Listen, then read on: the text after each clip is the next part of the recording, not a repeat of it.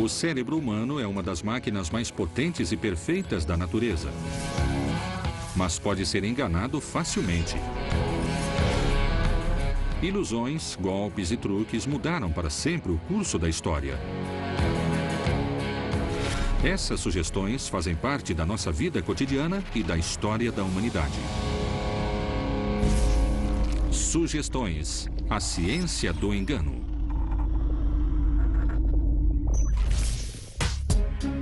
Nas relações sociais, a confiança é a chave. Mas quando a manipulam, podem nos enganar, fazendo com que aceitemos algumas coisas como elas se apresentam, sem questionar. Inclusive, poderiam nos convencer de que nos acontecem coisas que, na verdade, não estão acontecendo. A próxima experiência vai nos mostrar isso. O consumo de álcool gera no corpo humano efeitos como a desinibição, a excitação e a perda da motricidade. Nessa experiência que vamos realizar, descobriremos se alguns desses sintomas podem se dar mediante o efeito placebo. Vamos ver se conseguimos embebedar esse grupo de jovens sem que precisemos lhes dar nenhuma gota de álcool. Bem-vindos e obrigado por aceitar voluntariamente esse convite. Alguém aqui já provou alguma vez alguma bebida alcoólica na vida? Levantem a mão, levantem a mão.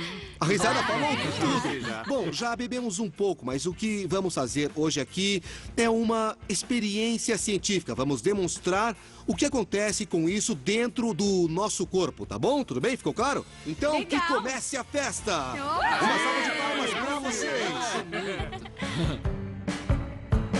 A experiência começa. Timidamente, os jovens pedem suas primeiras bebidas. Aqui! Enquanto isso, no bar estão preparando bebidas sem álcool.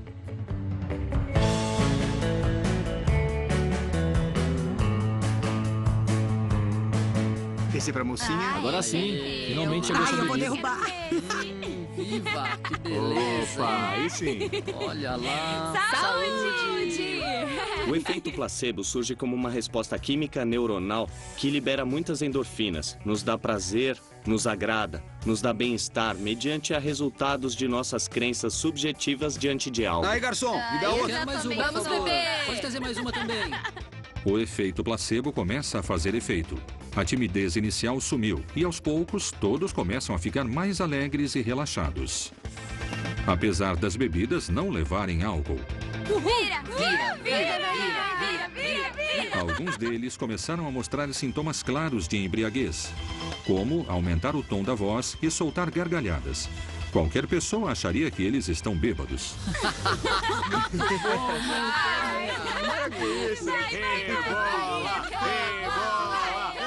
Quando eu tenho uma crença muito profunda de que aquilo é real, que vai funcionar no meu corpo, nas minhas ações e nos meus pensamentos, começo a administrar a situação real.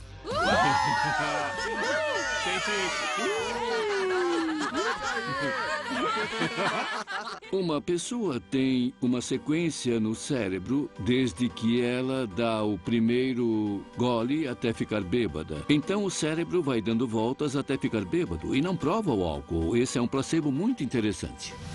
Chama-se efeito placebo a alteração que se produz no organismo quando ele acredita que está recebendo uma substância determinada. O que esse efeito provoca não é causado pela substância que a pessoa acredita que está consumindo, e sim pela sugestão.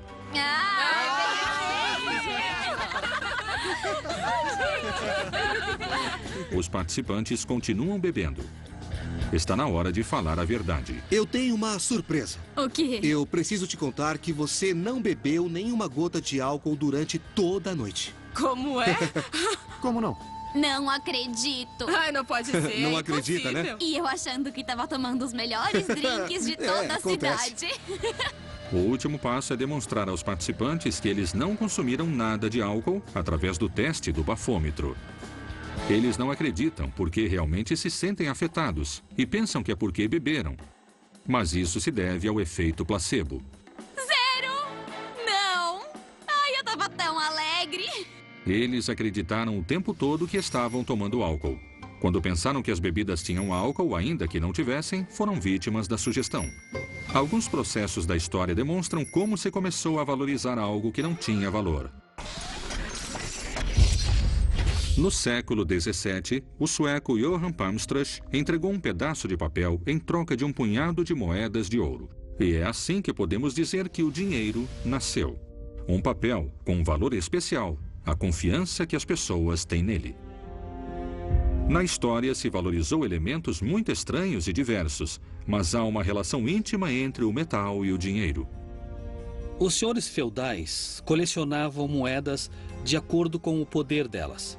Esses senhores feudais começaram a aceitar o intercâmbio de moedas, tá? Mas isso era respaldado pelo poder que eles representavam. No ano de 1661, na Suécia, o cambista Johan Palmstruch fundou o Banco de Estocolmo. A cada pessoa que depositasse moedas de ouro recebia como recibo uma nota, onde constava a quantidade de moedas. Qualquer pessoa podia trocá-lo. A partir daquele momento, esse banqueiro que guardava as moedas começou a dar legalidade ou formalidade àquele papel recibo que ele entregava. Depois começou a trocar aqueles recibos e foi assim que surgiu o papel moeda de intercâmbio. Provavelmente aquele recibo tenha sido a primeira nota da história. Seu uso se popularizou rapidamente, já que essa era uma entidade de confiança e era mais confortável carregar uma nota do que uma sacola contendo pesadas moedas. A aceitavam tanto aqueles que a recebiam quanto aqueles que a davam. Sim, a partir disso começa o efeito dominó, o efeito em cadeia multiplicador da crença do valor do dinheiro. Depois surgiram os papéis moeda, emitidos pelos países. Eles deviam estar respaldados por uma determinada quantidade de ouro. Dessa forma, a confiança residia na crença de que as notas valiam o seu peso naquele metal. Esse respaldo foi denominado padrão ouro. Sua circulação é legal, mas seu valor foi concedido só pela confiança que se tem nele. Confiar naquele papel é confiar de alguma maneira que eu tenho poder. Mas isso só acontece conforme eu acreditar que há uma autoridade que garante aquele instrumento.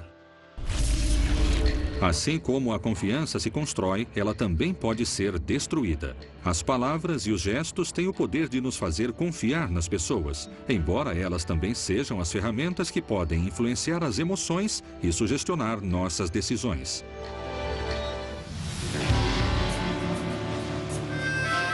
Com o seguinte teste, observaremos até que ponto podemos manipular a confiança de um grupo de pessoas, sugestionando-as positiva e negativamente. Querendo pular de paraquedas pela primeira vez, nossas vítimas chegam no aeródromo. Dois instrutores com atitudes opostas tentarão influenciar a confiança dos alunos, e assim veremos se são capazes de dar o grande pulo. Você é o Guido, não é? É, sou Guido, eu. Viviana e Lúcia. Prazer. Meu nome é Alejandro, mas me chamam de Vico. Alejandro se apresenta amigável e confiável. Oi, meu nome é Rafael. Por outro lado, Rafael transmite pouca segurança ao grupo. Vocês têm certeza? Sim, com certeza. Tá bom. Vocês Sim, eu querem tenho. mesmo, então. Alejandro os fará se sentir seguros e dará atenção e apoio adequado a eles, gerando a confiança para esse desafio: pular no vazio.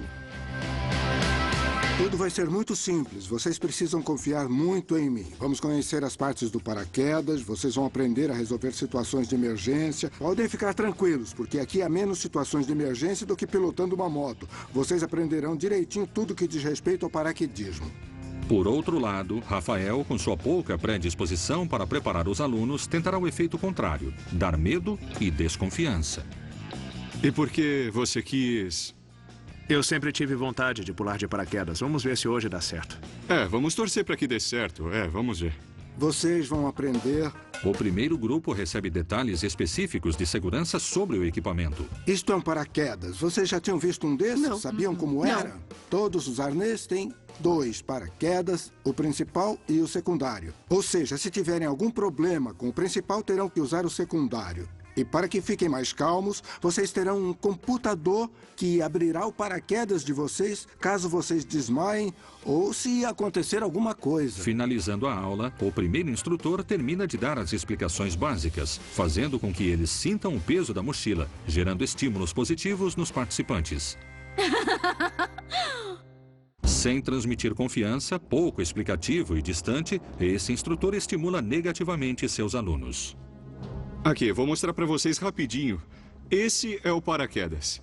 Assim, vocês vão pelo menos saber o que é antes de usar. Eles não aprendem nenhum dos aspectos necessários para se jogar. Também tem outras medidas de segurança se algum deles falhar, mas... É seguro? Sim. Olha, se não fosse seguro, nós não estaríamos dando esse curso. Não, tranquilo.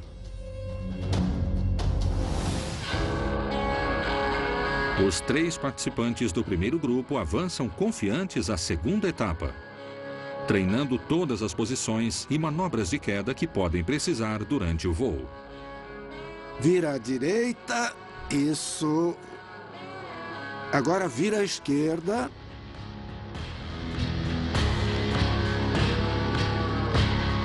No segundo grupo, as vítimas estão completamente sozinhas. O instrutor não chega perto e elas têm que se virar por conta própria. Isso gera muita insegurança para enfrentar o desafio. Armando, eu tô achando que não vou conseguir pular. Ora, mas por quê? Mas eu tô Vamos com lá, não muito desista. medo. Quando uma das participantes confessa sentir medo, ele não parece se importar. Ah, vamos lá, não precisa ter medo. O que vai. foi, gente? Ele não tenta convencê-la. Ela se frustra. Tem certeza? Decide não pular. Bom, então pode ficar se quiser. Seu colega fica sozinho e se sente cada vez mais inseguro. De que altura a gente vai pular? 3.500 metros aproximadamente. Em lugar de motivá-lo, o instrutor reforça as dúvidas dele com ambiguidades e gestos de pouco interesse. Vai ficar tudo bem. Tem um pouco de vento, só isso. Não, Rafa, olha. Eu não vou pular, tá legal? Mas por que Desculpa, não? pessoal, mas eu não vou pular, tá bom?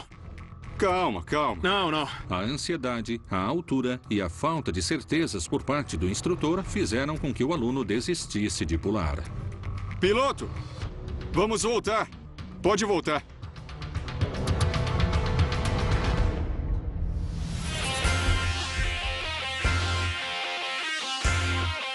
Esses alunos têm uma experiência bem-sucedida graças às palavras e gestos de seu instrutor.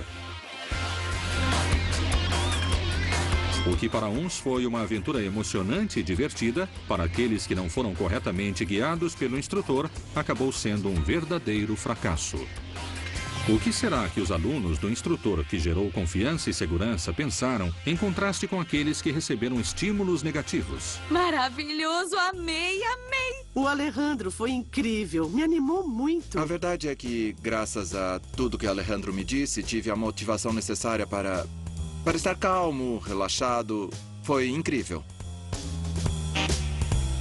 Esse teste mostra como as palavras e os gestos afetam positiva ou negativamente a confiança nas decisões das pessoas que enfrentam o mesmo desafio.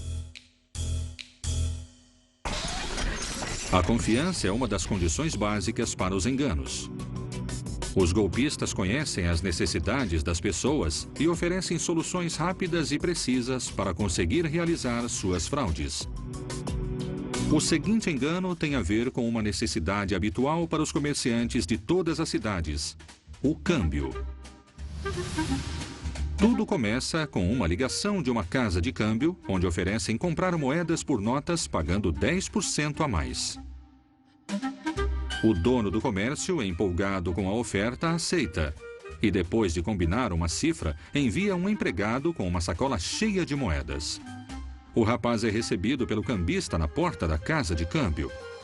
O cambista comenta que, enquanto o esperava, falou novamente com o chefe dele para lhe oferecer uma cifra maior em notas. O cambista fica com as moedas, enquanto pede ao jovem que busque o resto para pagar tudo junto.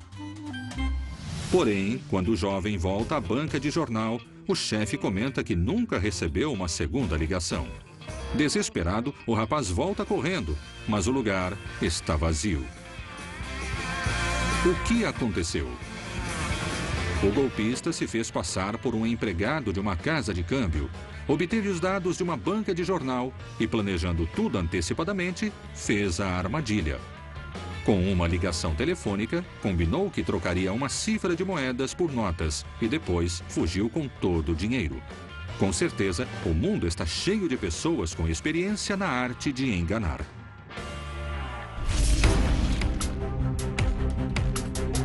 Observe esta imagem. São espirais ou círculos?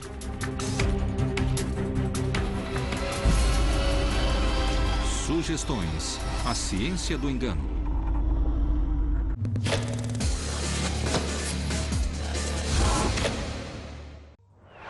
Alguns viajantes adoram uma pousadinha. Outros gostam mesmo de resort. Tem aqueles que fazem questão de hotel de rede e os que só querem um bom lugar para dormir. Mas quando o assunto é hospedagem, todo mundo pode economizar. Com 123 milhas você encontra o melhor hotel para o seu gosto e para o seu bolso. Hotéis de todo tipo com o melhor preço da internet é na 123 milhas. Ficou, economizou, viajou. Nosso corpo é como uma máquina. A cartilagem que envolve os ossos funciona como as molas de um amortecedor. E essa cartilagem é constituída principalmente de colágeno tipo 2, cuja produção natural vai diminuindo com o passar dos anos. Esse desgaste vai provocando atrito nas articulações, causando dores, desconforto e falta de mobilidade. Condricart Ultra é um produto que contém colágeno tipo 2, não hidrolisado, alto teor de magnésio e vitamina D3, que ajudam na preservação das articulações. Ele ajuda também a prevenir e a recuperar esse desgaste, evitando a dor e devolvendo sua mobilidade com qualidade de vida. Para que essa máquina humana trabalhe com perfeita harmonia, Condricart Ultra, a melhor proteção para os ossos e articulações.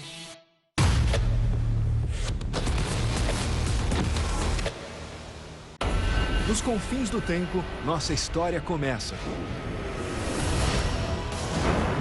Ali nasceram as lendas clássicas. Os deuses que governavam a vida e a morte.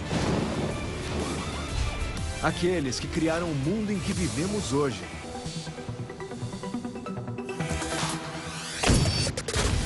Em janeiro, o History 2 é muito mais história. Quando as respostas na superfície se esgotam, buscamos metros e metros sob os nossos pés. Se tiver algo novo lá, vamos encontrar. Uma nova temporada, cheio de achados surpreendentes. O que está escondido? Céu, terra e submundo. É a casa de Deus. Cidades Ocultas. Começa sábado, 15 de janeiro, às 10 da noite, no History 2. Muito mais história.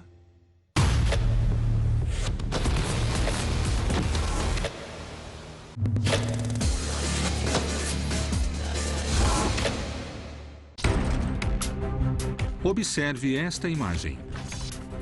São espirais ou círculos? Se você vê espirais, seu cérebro te enganou. À primeira vista, os pequenos quadrados brancos e pretos criam a ilusão de uma espiral. Mas se você olhar de perto, saberá que são 4 círculos concêntricos. Essa ilusão é chamada de ilusão de entrelaçamento. O que acontece é que a visão periférica não mantém um segmento de todos os detalhes visuais com precisão. Por isso, algumas vezes, ela erra.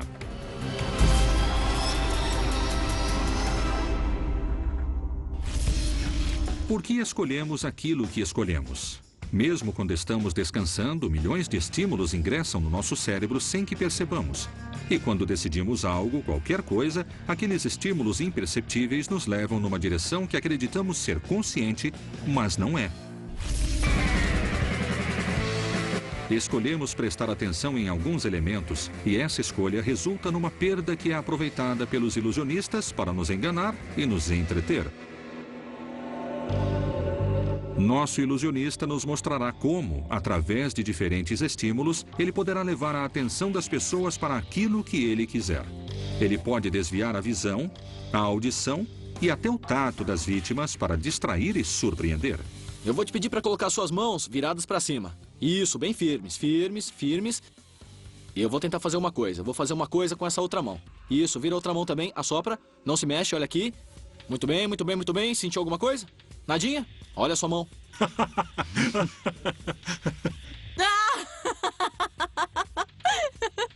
Nossa. Então, você não sentiu nada? Não. Não sentiu nada? Olha, coloca suas mãos viradas pra cima de novo. Olha, se agora eu te apertar, você sente, não é? Se eu te tocar aqui, você sente, não é? É, isso E sente aí. o anel? Tá sentindo o anel? Sim? Sente? E me responde uma coisa. E a moeda? Que moeda? Olha aí. Através da vista, ele sugestionou o tato. Guiados pelo mágico, não sentem que algo está na mão deles. Sente isso, não é? Sim. Tá sentindo isso? Sim. Eu vou te perguntar uma coisa. E a moeda? Outro elemento aparece em cena. Dessa vez é algo que pode assustar um pouco. Uma aranha de brinquedo. Não é sua? Não. Não? Ai, me desculpa, eu sou muito atrapalhado, tá bom? Me perdoa. Agora vem a parte boa. A aranha. Ai, que susto! Quando nos concentramos e fixamos nossa atenção em algo específico, perdemos muitas coisas que estão acontecendo no mesmo lugar e ao mesmo tempo. O ilusionista direciona as pessoas através dos sentidos para sugestionar eles e, assim, influenciar na escolha de onde vão prestar atenção. Em determinadas circunstâncias, podemos ser muito influenciados. Será que podem nos introduzir ideias sem que percebamos? Queremos demonstrar que isso pode ser muito fácil. Oi, pessoal, bem-vindos. Podem sentar, por favor. Os participantes foram convocados para realizar um estudo social. Vou entregar a vocês essas lousas. Por favor, peço que ainda não as abram. Agora eu preciso que vocês leiam com muita atenção esse anúncio que nós temos aqui. Antes de continuar, vamos convidar-lhe a participar. Para isso, precisamos que você leia o texto que vamos mostrar daqui a pouco e depois você deverá responder a uma pergunta. Você guardará alguns recortes desta redação para serem lembrados depois. As lembranças têm influência sobre nós, mesmo que sejam rapidamente substituídas por outras. A segunda etapa consiste em escolher uma das palavras que eles têm na sua frente: sal, peixe, rio, tosse, mal. Você também deverá escolher. Prontos? Quando eu contar até 3, vão me mostrar a lousa e vamos reparar qual foi a palavra que vocês escolheram. Nós já lemos o texto e escolhemos as palavras. Essa experiência social vai nos surpreender. Você também escolheu a palavra rio, não é? Coincidência que todos tenham escolhido essa palavra?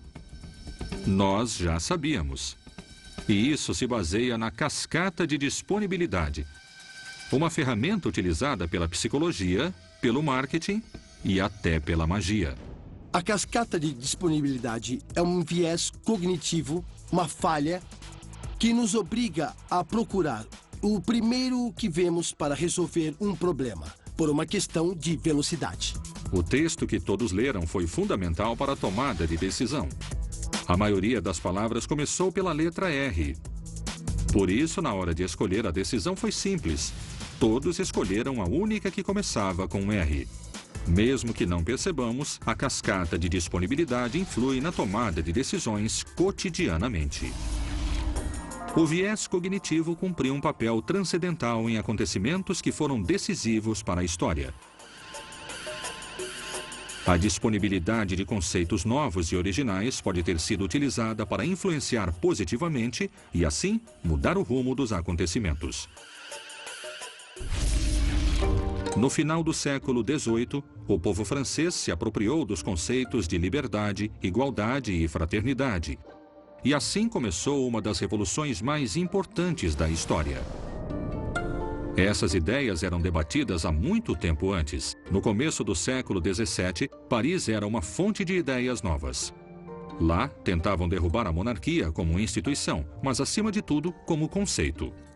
Os pensadores da época fizeram bandeiras dessas novas ideias e defendiam a liberdade diante do poder absolutista e do regime que governava naquele momento. A crise político-econômica francesa acelerou o processo. E na convulsionada Paris ecoou o grito de liberdade, igualdade, fraternidade ou morte. O povo estava nas ruas, nos bares, nos salões, também imprimiram folhetins naquele momento. E foi assim que surgiu a propaganda moderna. Essas novas ideias disponíveis chegaram ao coração do povo, e assim foi possível uma das revoluções mais importantes de todos os tempos.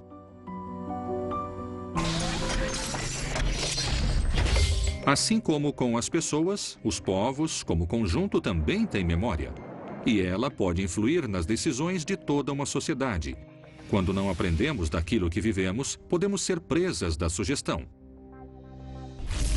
Quando evocamos uma lembrança antiga, temos que recorrer à memória de longo prazo. É ali que se armazena a maior quantidade de informação. Para acessá-la, diferentes córtex somatosensoriais se ativam. Se nós precisarmos de lembranças próximas no tempo, devemos procurar na memória de curto prazo, que é aquela que se localiza no lobo frontal. Mas ela é limitada na quantidade de conceitos que consegue guardar. Aqui os dados duram pouco tempo, e já que inconscientemente sabemos disso, repetimos várias vezes a informação que queremos guardar para fixá-la e não perdê-la. Só em alguns momentos especiais, ambas as memórias trabalham em equipe. E é quando tentamos guardar um dado atual, associando-o a algo sólido, a uma lembrança importante fixada na memória de longo prazo.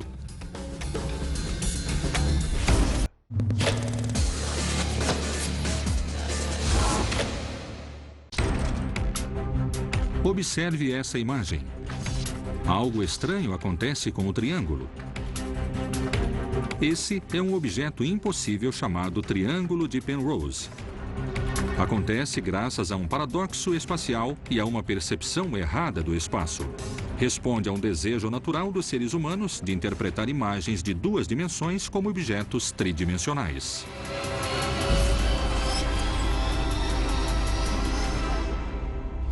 As sugestões podem adquirir formas muito diversas, e nosso cérebro esconde mecanismos que, com as táticas adequadas, podem ser utilizados para que façamos coisas que não tínhamos planejado, e muitas vezes que eram o oposto daquilo que queríamos. Uma delas é a reatância psicológica, mais conhecida como psicologia inversa. Observemos.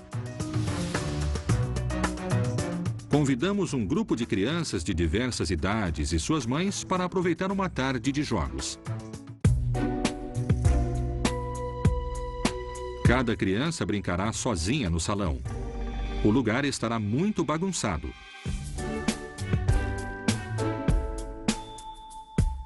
Depois de alguns minutos de brincadeira, suas mães lhes chamarão a atenção pela bagunça e vão pedir que eles arrumem. Você bagunçou tudo isso? Eu não. Não? Foi você que fez toda essa bagunça, Valentina? Não. Quando eu cheguei, já estava bagunçado. Arruma. Naturalmente, as crianças não gostam muito dessa ideia e não prestam muita atenção. Se eu quero ser eu mesmo, há um momento em que eu devo começar a me opor àquilo que o outro espera de mim. Chega o momento de aplicar a psicologia inversa e cada mãe o fará do seu jeito. Estratégia número 1. Eu acho que você não sabe fazer. Vamos lá, filho. Você tem que arrumar toda essa bagunça. Não. Você tem que arrumar. Não. Eu acho que você não sabe como arruma. É o que acontece. Eu sei sim. Não sabe, não. Você sabe arrumar? Sim. Certeza? Quando falamos algo para alguém de uma forma direta e terminante, existe uma forte tendência humana a se resistir a obedecer. Mas se a ordem entrar indiretamente ao invés de comunicada diretamente, se aceita melhor. Estratégia número 2. Eu vou fazer, não preciso que você faça. Começa a arrumar, tá? Tudo bem, eu que vou arrumar. E aí, filha, vamos me ajudar a arrumar? Foi você que desarrumou tudo. Eu não sei onde coloca isso aqui. Quer me ajudar? Bom, se você quiser, enquanto isso eu vou arrumando sozinha. Terceira estratégia. Você não quer fazer, não faz. Você não arrumou nada. Não, não arrumei. Tá, não arruma. Romy, você não arrumou nada. Tá bom, tudo bem, deixa assim. As crianças continuam brincando, mas percebemos uma mudança. Algo ativou-se neles. Para contradizer as ordens dos pais deles, as crianças começam a arrumar sozinhos. O objetivo dessa estratégia é fazer que o outro sinta que ganhou a discussão e, dessa forma, que abaixe a guarda da resistência. Todas as crianças opuseram-se à ordem direta, mas com as 3 estratégias da psicologia inversa, acho que você não sabe fazer, eu vou fazer, não preciso que você faça, se você não quer fazer, não faça, mudaram o comportamento deles e foram sugestionados, cumprindo com as ordens dadas, mesmo não querendo. A resistência não é uma coisa que está dentro da nossa cabeça. A resistência está na interação. Na interação e na nossa história evolutiva, aprendemos a ser resistentes para nos tornarmos nós mesmos. É um valor positivo, não é negativo. Nosso cérebro pode reagir de diversas maneiras diante de uma ordem. Isso depende se considerarmos que nossa autonomia está sendo ameaçada ou não. Também depende de quem emite aquela ordem e das consequências que virão para nós. Nosso cérebro sempre prediz aquilo que vamos fazer. Quando não acontece, soa um alarme. E então, ele deve fazer um esforço extra para saber o que deu errado e tentar novamente. Esse alarme é o sentido da reatância e nos avisa que algo foge ao nosso controle. Isso é muito útil para a sobrevivência, já que se nós não percebemos que uma situação foge ao nosso domínio, somos mais vulneráveis. E se não descobrirmos como modificar as coisas, temos menos probabilidades de sobreviver. A resistência que provoca a reatância pode ter resultados positivos ou negativos. Observe essa fotografia durante 10 segundos.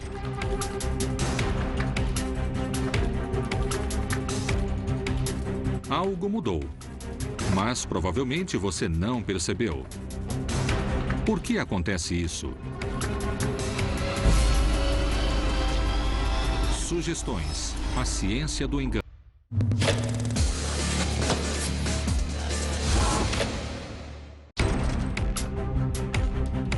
Observe essa fotografia durante 10 segundos.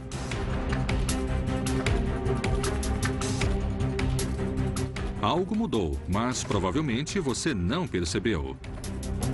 Isso acontece pela cegueira à mudança, uma incapacidade dos seres humanos para detectar variações visuais no entorno. O cérebro não está processando de forma constante todos os dados, mas ele escolhe a informação que considera valiosa e foca nela. O córtex parietal é a área responsável pela concentração, e sem a ajuda dela, não poderíamos perceber mudanças mais evidentes.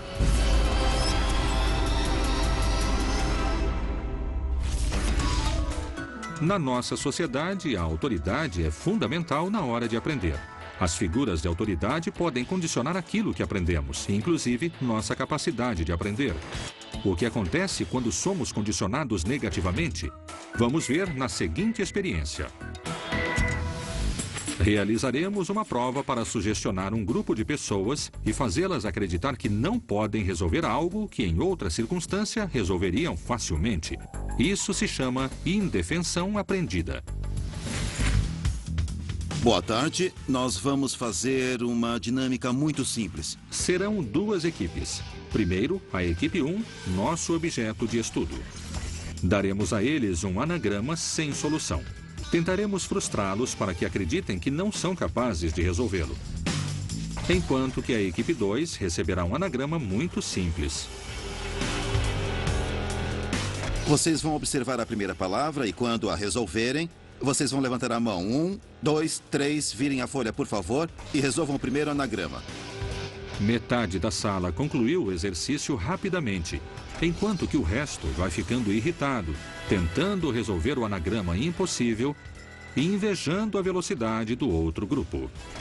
Não se preocupem se não estiverem conseguindo. Vamos para o seguinte anagrama, ok? Esse mecanismo, chamado de reflexão aprendida, funciona repetindo um estímulo para que esse estímulo seja incorporado à pessoa. Com o segundo anagrama, continuaremos frustrando o primeiro grupo, nosso objeto de estudo, com outro exercício impossível. Enquanto isso, tudo continua muito simples para o grupo 2. A segunda etapa termina com os resultados esperados. Vemos no grupo 1 expressões de deslocamento e fracasso. Se alguém fica falando o tempo todo que não vamos conseguir, nós vamos nos convencer de que não conseguiremos. Ainda mais se tentarmos e aí não conseguirmos mesmo. Agora vamos realizar o terceiro e último. Para o terceiro anagrama, a palavra será a mesma para todos. Esponja. Ordenando as letras, pode se formar japonês. Será que eles conseguirão resolver? O grupo 2, assim como nas etapas anteriores, resolve o exercício com velocidade. Mas o grupo 1 falha novamente e não consegue resolver, mesmo sendo bastante fácil. Eles se sentem abatidos por não ter conseguido resolver nada. E nossa premissa foi um sucesso. O grupo que recebeu as palavras com as quais era impossível formar uma nova palavra, diante do sucesso da outra metade do grupo, começou a mostrar comportamentos de deslocamento, desesperança, frustração. E isso acontece porque essa experiência cria as condições da indefensão. Isso é, fazer com que alguém acredite que é incapaz de comportamentos que mudem uma situação adversa. Dessa forma, vimos como os alunos que receberam os anagramas impossíveis foram induzidos à indefensão por condicionamento. Eles pensaram que não eram capazes de solucionar algo que em outra circunstância poderiam ter resolvido sem problemas. A indefensão por condicionamento funciona com pessoas, grupos e sociedades através da força e da autoridade. Desde a antiguidade, isso se utilizou como ferramenta de dominação para sugestionar e oprimir povos inteiros. Dia 25 de dezembro do ano 800, Carlos Magno, rei dos francos, transformou-se no amo e senhor de praticamente todos os homens da Europa através da sugestão, depois de ser coroado como imperador do Papa Leão III e transformando-se assim no soberano máximo, um ser quase divino. Com o passar dos anos, retomaram-se velhas práticas de submissão e controle das pessoas através do desígnio divino. A ideia de que Deus tinha ungido o rei e seus senhores, fazendo-os superiores, se impôs aos poucos, condicionando sua capacidade de reação. No sistema feudal, o poder político estava no comando de um rei. E os senhores eram os donos das terras naquele momento. Eles decidiam quem iria à guerra, quem faria determinadas coisas. Eles eram aqueles que tinham o controle absoluto naquele momento. E os servos aceitavam esse controle. Com o tempo, essas práticas de aceitação e submissão foram se tornando naturais em todas as famílias. Os filhos aprenderam dos pais o costume de obedecer sem objeção. A dominação se estabelece a partir do uso da força, se estabelece com os costumes, com a estrutura, e as pessoas acham que isso é natural. Dessa forma, os homens aprendem a obedecer também. Sem perceber, os jovens assumiram a crença de que existiam homens que mandavam e outros que obedeciam. Graças ao sentimento de indefensão herdado de seus pais, muitos homens obedeciam a outros sem questionar. Séculos se passaram para que essa prática acabasse e para que as pessoas pudessem construir seus próprios destinos. O condicionamento clássico é um tipo de aprendizado por associação e foi descoberto por Ivan Pavlov em 1901, enquanto estudava processos digestivos em cachorros. Ele percebeu que os cachorros segregavam saliva antes de receber sua comida só observando o alimento. Então, essa resposta não dependia de ter a comida na boca, só era necessário vê-la. Depois se demonstrou que quando os cachorros viam a comida acompanhada de um som, eles associavam ambos os elementos e depois de várias repetições, começavam a produzir saliva só com aquele som. Nós, humanos, mesmo que esse aprendizado precise da participação de várias áreas do cérebro, a área que envolve a memória praticamente não era necessária. Mas temos certeza de algo. É necessário que as conexões entre os neurônios sofram uma mudança, já que sem essa mudança não há aprendizado. Observe essa imagem. Vê como as asas da borboleta se expandem? Por que isso acontece?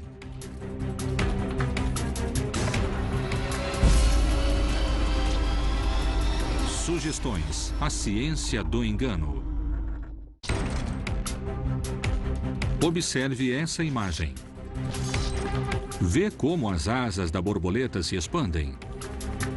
Essa é uma ilusão periférica e se produz graças aos movimentos oculares involuntários quando se tenta ver a imagem de forma geral.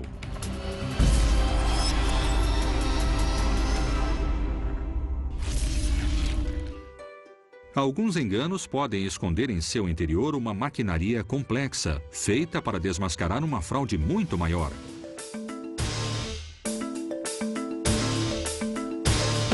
Em 1988, centenas de milhares de pessoas viram como um espírito tomava controle do corpo de um homem durante uma transmissão ao vivo.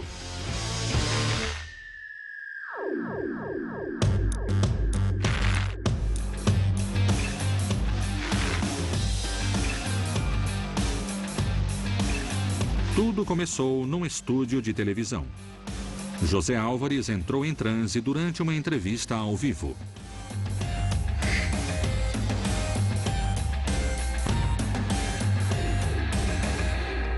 No meio do transe, começou a convulsionar e seus batimentos diminuíram.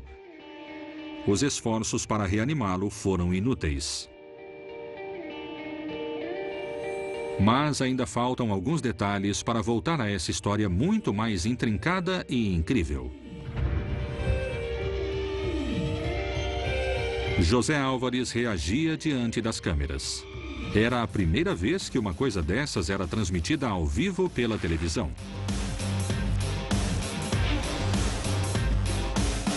Os jornalistas queriam saber a verdade e o público precisava de respostas.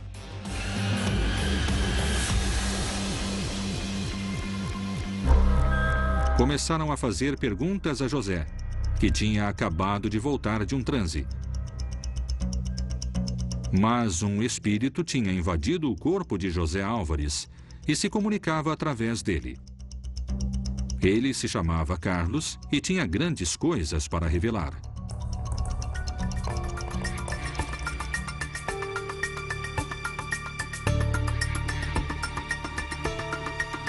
Naquele momento, ele começou a contar suas verdades, comovendo aqueles que o assistiam.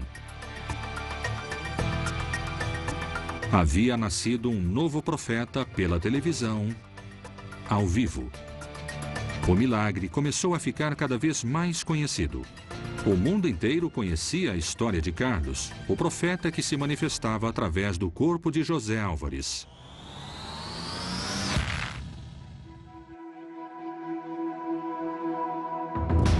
Carlos editou um livro e rapidamente foi um best-seller. O público começou a segui-lo como a um novo guru. Carlos estava na televisão em horário nobre e se dirigia a milhares de pessoas que escutavam atentamente suas palavras.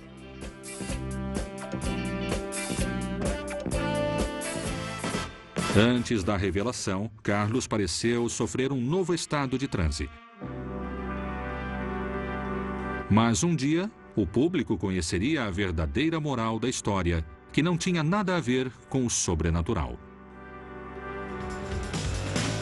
No meio do escândalo, James Randi, um ilusionista perito, famoso por desmascarar falsos profetas e parapsicólogos, apareceu no estúdio, anunciando que tinha algo importante para explicar.